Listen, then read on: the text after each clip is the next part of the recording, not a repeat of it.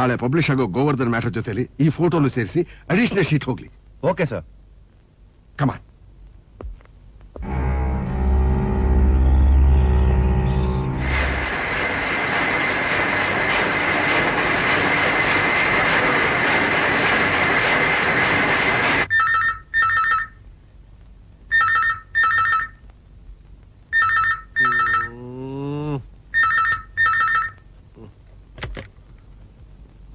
Hello, ನಾನ್ C M ಮಾತಾಡ್ತಾ ಇರೋದು. ಓ ನಮಸ್ಕಾರ ದೇವ್ರು. ಇದೇ ಬೆಳಗಿನ ಜಾವದಲ್ಲಿ ಫೋನ್ ಮಾಡ್ತಾ ಇದ್ದೀರಾ? ರೇ, ಒಂದು ಸ್ಟೇಟಿನ ಹೋಮ್ ಮಿನಿಸ್ಟರ್ ಆಗಿ ಇಷ್ಟೋ ತನಕ ಮಲ್ಗೋದಕ್ಕೆ ನಿಮಗೆ ನಾಚಿಕೆ ಆಗೋದಿಲ್ಲ? ಅದ್ ಸರಿ, ಏನ್ ಇವಾಗ? ಇವತ್ತಿನ ಪೇಪರ್ ನೋಡಿದ್ರೇನ್ರಿ? ನೋಡ್ದೆ, ದೊಡ್ಡದಾಗ ಹಾರಾಕ್ಸ್ಕೊತಾ ಇದ್ದೀರಾ? ರೇ, ಅಡಿಷನಲ್ ಶೀಟ್ ನೋಡಿದ್ರೇನ್ರಿ? ಅಡಿಷನಲ್ ಶೀಟಾ?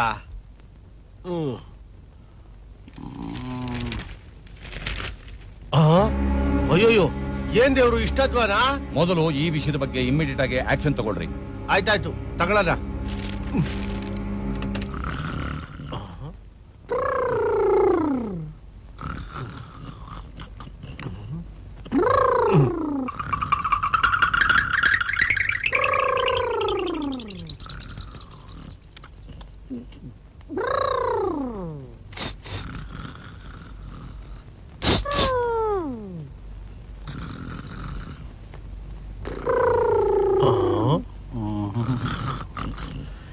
ಗಿರಿ ಗಿರಿರಾಜ.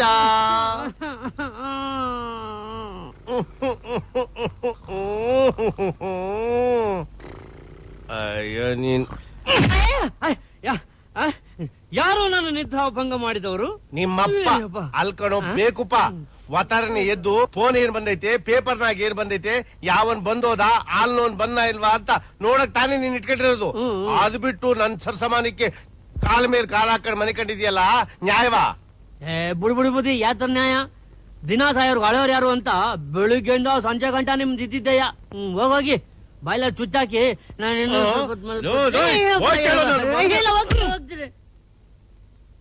ಈ ನನ್ ಮಗನ್ಗೆ ಏನ್ ಮಾಡ್ಲಿ ವಿಚಾರಿಸ್ಕತೀನಿ.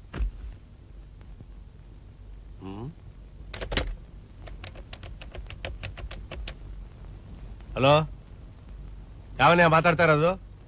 ನಾನ್ ಕಡೆ ಓಂಬ ಮಾತಾಡ್ತಾ ಇರೋದು. ಇರಪ್ಪ, ಯಾವನೇ ಅವನು ಗೋವರ್ಧನು? ದಿನ ಬೆಳಗಾದ್ರು ಒಂದೊಂದು ಗಾಸಿ ಬಿದ್ದೇ ಇರ್ತಲ್ಲಯ್ಯ. ನೆಮ್ಮದಿ ನಿದ್ದೆ ಮಾಡಕ್ ಬಿಡ್ತಾ ಇಲ್ಲ ಅವ್ನು ನಮ್ಮನ್ನ. ನೋಡ, ಅದೇನು ಆಕ್ಷನ್ ತಗೋ.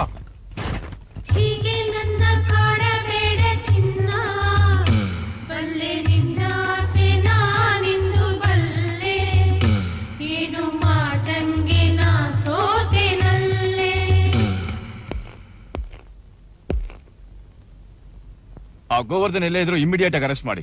ತಗೊಳ್ಳಿ ಅರೆಸ್ಟ್ ವಾರೆಂಟ್.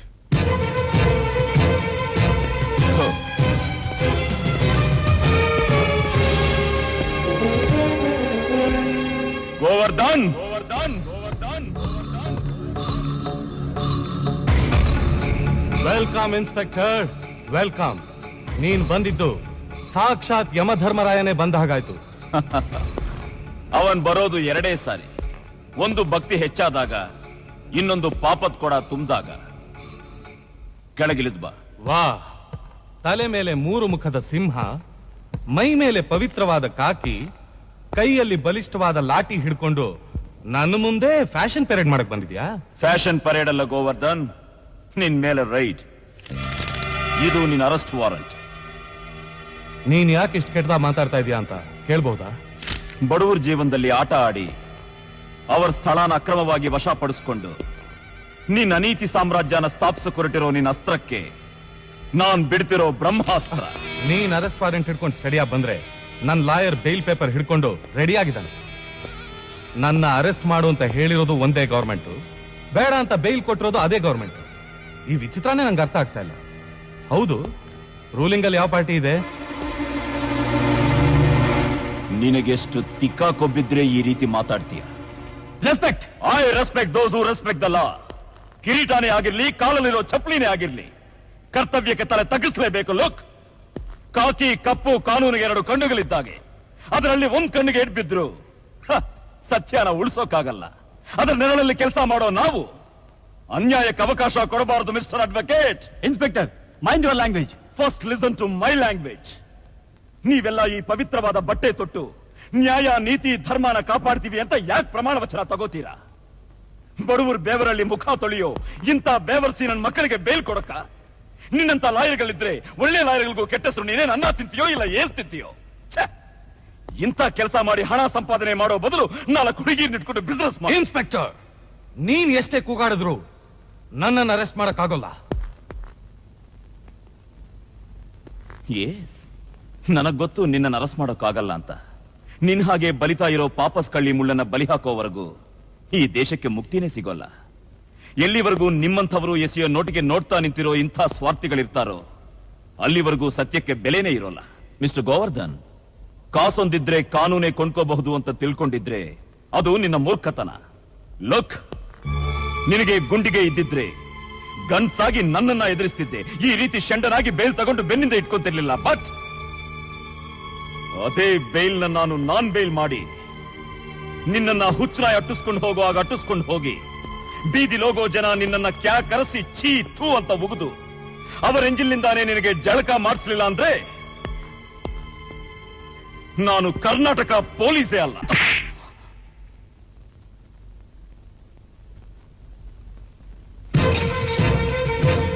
ಇನ್ಸ್ಪೆಕ್ಟರ್, ನಾನು ನಿನ್ನ ಅರೆಸ್ಟ್ ಮಾಡ್ತಿರೋದು ಸ್ಲಂ ಜನಕ್ಕೆ ಅನ್ಯಾಯ ಮಾಡಿದಕ್ಕಲ್ಲ, ಡ್ಯೂಟಿ ಮೇಲಿದ್ದ ಪೊಲೀಸ್ ಆಫೀಸರ್ ಮೇಲೆ ಕೈ ಮಾಡಿದಕ್ಕೆ. ಮಾತಾಡ್ತಲೇ ಬಂದ್ರೆ ನೆಟ್ ಕರ್ಕೊಂಡು ಹೋಗ್ತೀನಿ, ಇಲ್ಲ ಒದ್ದೆಳ್ಕೊಂಡು ಹೋಗ್ತೀನಿ. This is Karnataka police.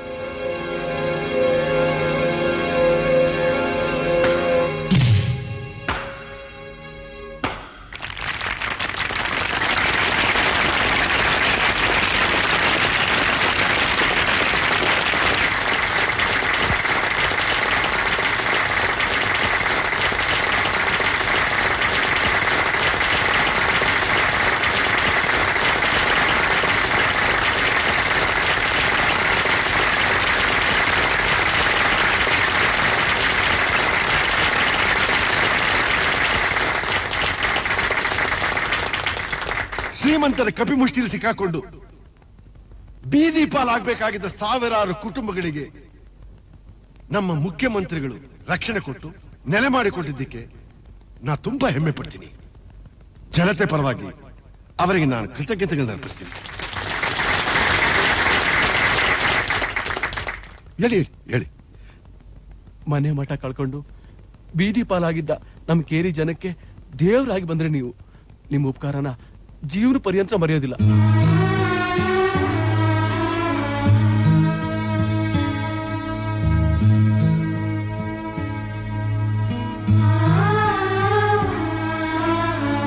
Janaki, ಸಂತೋಷ ಪಡಬೇಕಾದ ಈ ಸಂದರ್ಭದಲ್ಲಿ ಕಣ್ಣೀರ್ ಹಾಕ್ತಾ ಇದೆಯಲ್ಲ?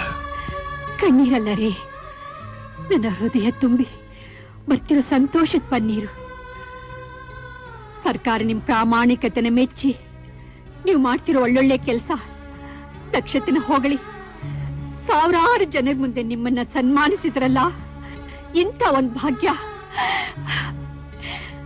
ನನ್ ಗಂಡನಿಗೆ ಸಿಕ್ತಲ್ಲ ಅಂತ ನನಗೆ ಸಂತೋಷ ಆಗ್ತಿದ್ದೀರಿ. ಜಾನಕಿ,